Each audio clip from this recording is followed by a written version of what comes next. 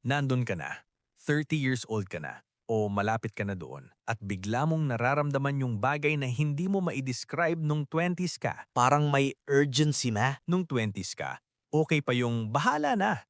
Okay pa yung bata pa naman ako, marami pa akong panahon. Pero ngayon, may mga kaibigan ka ng may sariling bahay. May classmate ka ng may investment portfolio. May mga pinsan ka ng nagre-retire ng maaga. At ikaw, minsan nasa bathroom ka, tinitingnan mo ang sarili mo sa salamin, at tinatanong mo, tama ba ang ginagawa ko? Nasa tamang track ba ako? O late na ako? Yung anxiety na yun, hindi ka nag-iisa. Pero eto ang katotohanan na gusto kong sabihin sa iyo ngayon. Ang iyong 30s ay hindi huli. Ang iyong 30s ay yung dekada kung kailan ang bawat tamang financial decision ay may pinakamalaking epekto sa iyong buhay. Hindi 20s kasi wala ka pang sapat na income noon. Hindi 40s kasi mas kaunti na ang oras. Ngayong 30 years old ka na. Pero kailangan mong malaman kung ano ang kailangan mong gawin. At iyon ang pag-usapan natin ngayon. Ang mga major money milestones na dapat mong ma-accomplish sa iyong 30s at kung paano mo gagawin yon bilang isang Pilipino. Ito si Jose. At ito ang Jose Invests. Milestone number 1. Tapusin ang bad debt.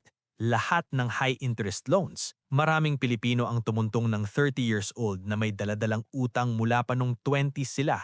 Credit card na hindi nabayaran ng buo. Personal loan na paulit-ulit na nire-renew. Iba pang loans na parang hindi na maubos.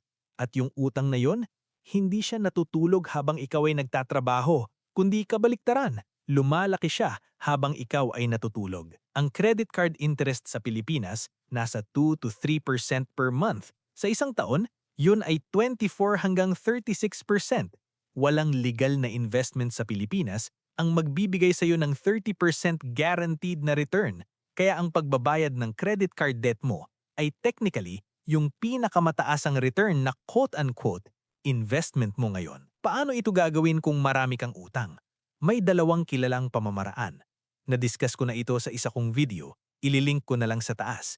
Pwede mong panoorin yun pagkatapos ng video na to. Sa video na yun, tinalakay ko ang 2 methods ng pagbabayad ng utang, ang avalanche at snowball method. Hindi importante kung aling method ang pipiliin mo. Importanteng magsimula ka. At habang binabayaran mo ang utang, huwag nang magdagdag pa. Huwag munang gumamit ng credit card habang di ka pa fully paid.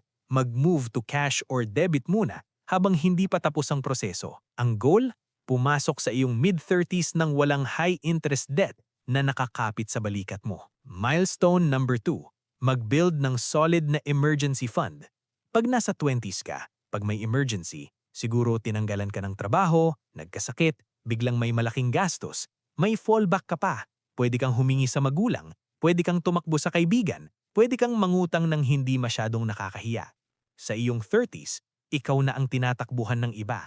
At doon mo mararamdaman kung gaano kahalaga ang emergency fund, yung 3 hanggang 6 na buwang halaga ng iyong monthly expenses na nakaimbak sa isang lugar na liquid at accessible. Hindi ito para sa bakasyon, hindi ito para sa bagong gadget, ito ay para sa mga sitwasyong hindi mo pinlano at mangyayari ang hindi pinlano, laging mangyayari. Para sa average na Pilipino na may 20,000 hanggang 35,000 monthly expenses, kasama na ang pagkain, renta or mortgage, utilities at family obligations, ang target na emergency fund ay 60,000 hanggang 210,000 pesos. Oo, malaking numero. Hindi ito matatayo sa isang buwan. Pero simulan mo ng maliit, 1,000 bawat sweldo, 500 bawat sweldo, at itago mo sa isang high-yield savings account para hindi ka matuksong gastusin. Kung meron ka ng emergency fund, meron kang kapayapaan ng isip na walang makakabili. At kapag may krisis man, ay hindi mo na kailangang sirain ang iyong investments o mangutang muli bago ka tumuntong ng 40 years old. Dapat solid na ang emergency fund mo. Mas maganda kung early 30s nabuo mo na ito. Milestone number 3. Simulan o palakasin ang retirement fund. Alam ko yung naisip mo. Malayo pa ang retirement ko, Jose. Mag-aalala na lang ako doon pag malapit na. Ito yung eksaktong pag-iisip na nagpapahirap sa maraming Pilipino. Dahil ito ang katotohanan ng compound interest. Ang perang ini-invest mo sa iyong 30s ay may doble hanggang triple na mas malaking epekto kaysa sa perang ini-invest mo sa iyong 40s kasi mas marami siyang oras na lumago. Kung mag-invest ka ng 2,000 pesos bawat buwan simula sa edad 32 hanggang 60 sa isang investment na kumikita ng average 8% per year, Ang matitipid mo ay magiging mahigit 2 million pesos sa retirement mo. pero kung hihintayin mo pa ang 40 bago magsimula, ang katumbas na halaga ng monthly investment para maabot ang parehong numero ay halos triple na. Mas maikling oras, mas kailangan mong maghulog ng mas malaki. Para sa mga Pilipino, ang retirement planning ay may dalawang pangunahing pillars. Una, ang SSS, siguraduhing updated ang contributions mo. At kung self-employed ka or freelancer, voluntary contributor ka, dahil ang SSS pension, kahit hindi siya malaki, ay consistent na papasok sa iyo buwan-buwan pagkatapos mong mag-retire. At yon ay may halaga. Kung nasa gobyerno ka naman, GSIS ang katumbas nito. Pangalawa, ang Personal Retirement Fund. Ito yung MP2 ng pag-ibig, equity UITFs, at long-term stock investments. Hindi mo gagalawin sa loob ng 5 years. Hahawakan mo sila ng 20 to 30 years at hayaan ng compounding ang gumawa ng trabaho at magpalago ng pera mo. Retirement planning ay hindi para sa mayayaman. Ito ay para sa sino man na ayaw maging pabigat sa kanilang mga anak. Milestone number 4. Mag-invest sa isang income-producing asset. Ito yung milestone na pinaka-exciting pero pinakamadalas na misinterpret. Pag sinabi kong mag-invest sa isang income-producing asset, hindi ko ibig sabihin ang mamili ng kondo para iparent. Hindi lahat ay may kapasidad para doon. At ang truth ng real estate investing ay mas komplikado kaysa sinasabi ng mga developers. Ang ibig kong sabihin ay anumang asset na kumikita ng pera para sa'yo kahit ikaw ay hindi nagtatrabaho. Sa iyong 30s, dapat mong simulan ang proseso ng pagbuo ng kahit isang passive or semi-passive income stream. Maaari itong stocks na nagbibigay ng dividends, maaari itong REITs or real estate investment trusts na pwede mong simulan kahit sa halagang 1,000 pesos lang at nagbibigay ng regular income mula sa mga malalaking commercial properties nang hindi ka mismong nagmamay-ari ng physical na lupa. Maaari itong isang maliit na negosyo or online venture na tumatakbo kahit hindi mo ito hawak ng buong oras. Ang punto ay ito, ang isang sahod lang ay marupok. Nakita natin yun sa pandemic. Pag nawala ang trabaho, wala na agad ang lahat. Pero kung meron kang kahit isang asset na kumikita para sa'yo, kahit maliit lang ang kita niya, may safety net ka, may flexibility ka, may leverage ka sa buhay mo na wala sa ibang taong umaasa sa isang sahod. Sa iyong 30s, hindi kailangan na malaki pa ito. Kailangan lang na nagsimula ka na. Milestone number 5. Protektahan ang lahat ng itinayo mo, life and health insurance. Ito yung milestone na palaging nilang nalalagpasan dahil parang hindi exciting. Walang drama ang insurance, walang post-worthy ang insurance. Pero ito ang tanong ko sa'yo, kung bukas ay wala ka na, Diyos naway hindi nun, meron bang pera ang pamilya mo para mabuhay ng maayos nang wala ka? Sa iyong 30s, malamang ay may dependents ka na. Asawa, anak, magulang na umaasa sa'yo. At yung income mo na yon, hindi lang ikaw ang buhay nito. Maraming buhay ang nakakabit dito. Ang term life insurance ay hindi mahal kung kukuha ka habang bata at malusog ka pa. Ang isang 1 million pesos na coverage ay pwedeng bayaran ng 500 hanggang 1,000 pesos bawat buwan, depende sa iyong edad at health mo.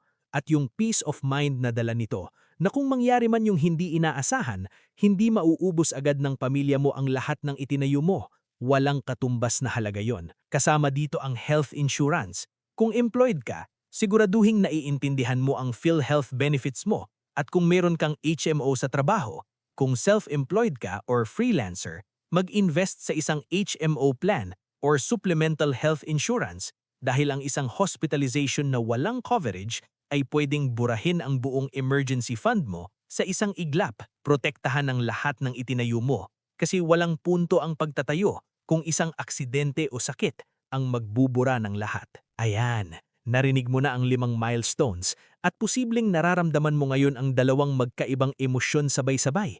Una, motivated. Aha, may direksyon ka na. Pangalawa, overwhelmed.